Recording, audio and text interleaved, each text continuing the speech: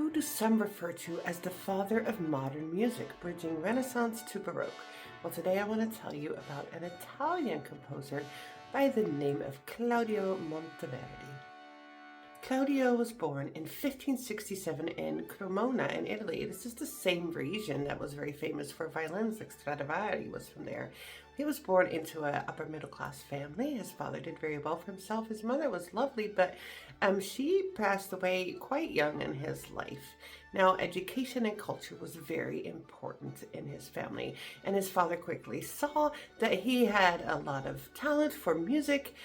Also in this area, music was very important, so it was nothing to look down upon. It was highly respected, and he made sure that his son had the best music education possible.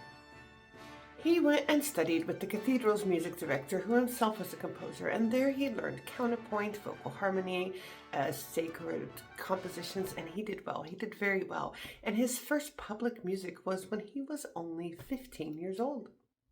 From this point on, he continues to compose in this very traditional Renaissance and polyphonic style, meaning all the voices are doing the same thing, maybe in a harmony, but there's not different parts going through each other. So he appears to be a very straightforward, good Renaissance composer, but not for long. In 1590, he accepted a court position for the Gonzaga family, and this was one of the most influential cultural courts in all of Italy. Now, he was hired on as a string player, but then his talent became apparent, and in 1601, he was appointed Maestro della Musica, and this is the chief court musician. And this puts him in charge of all the music. All the musicians are under him, right? So now he's composing a lot, and he does really well. He's composing madrigals, court entertainment, sacred music, of course, but also dramatic musical experiments that he's just kind of toying with. While working there in 1599, he meets a court singer by the name of Claudia, and he falls in love and they get married. They have 3 children. One of them dies pretty young, but 2 of them make it. One of them actually becomes a composer himself. It seems like they had a really loving, great relationship, and then only 8 years later, she passed away, leaving him devastated. During the same time, he becomes involved in one of the most famous music debates of that era. There's a music critic who harshly criticizes Monteverdi's music. He accuses him of litigious dissonance, harmonies that broke the strict rules of Renaissance music. And Monteverdi didn't say, no, I did not. No, he said, that's right. I am, because music should first be about expressing emotions and about expressing the words that we're saying and not about following mathematical rules. Yes, music should express feeling, and this debate is known as the music wars. And if you're studying music history, you're going to learn about this, because this is also symbolizing the beginning of the actual Baroque era. He had a brother named Giulio, who was also a musician and a composer, and he was well respected, and he actually took his pen and defended his brother fiercely. He's like, look, my brother's just a little different. He does different things. He dabbles in alchemy. Look, he's just an odd guy. But I think it's interesting that both the brothers were good musicians. Monteverdi's most famous contribution is in 1607 when he writes an opera called L'Orfeo. Now, before that, we have had some operatic works, but this is actually the first opera that is still performed today that is considered like the first actual complete full opera, as in the first fully mature opera. It is about Orpheus and the underworld, and yes, you can still see it today.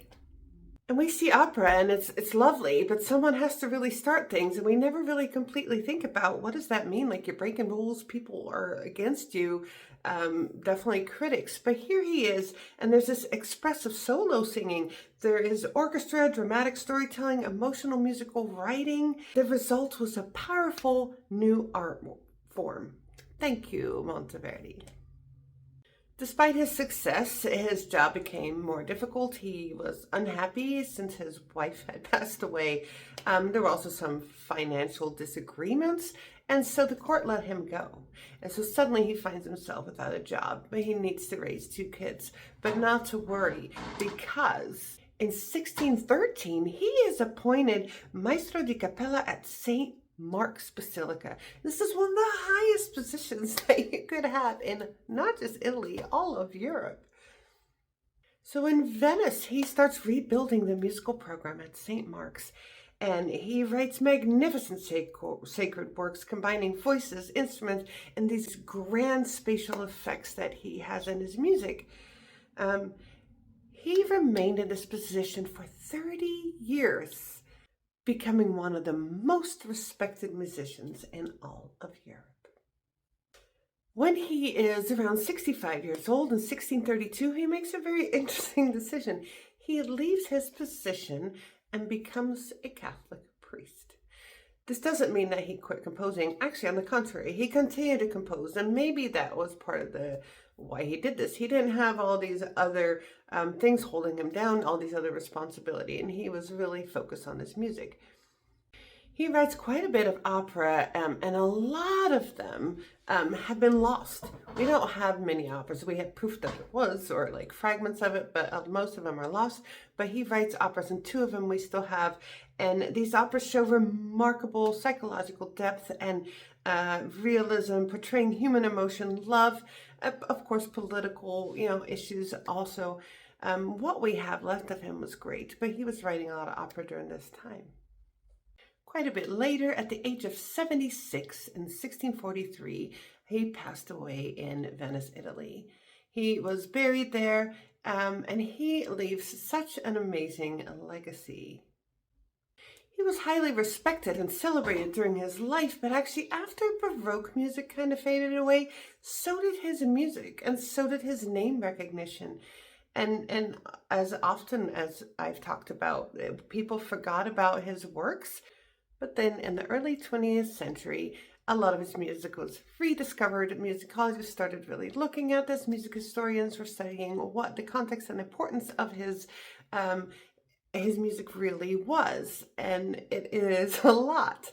He lived during a time where music was really changing, and he defended it harshly, that music should be expressive of our emotions, of our words, of all that we see, and not follow these harsh rules that were set by the Renaissance. He helped change that, and I'm so glad, because music is great. It is truly this emotions out loud. So go and listen to something by Claudio Monteverdi.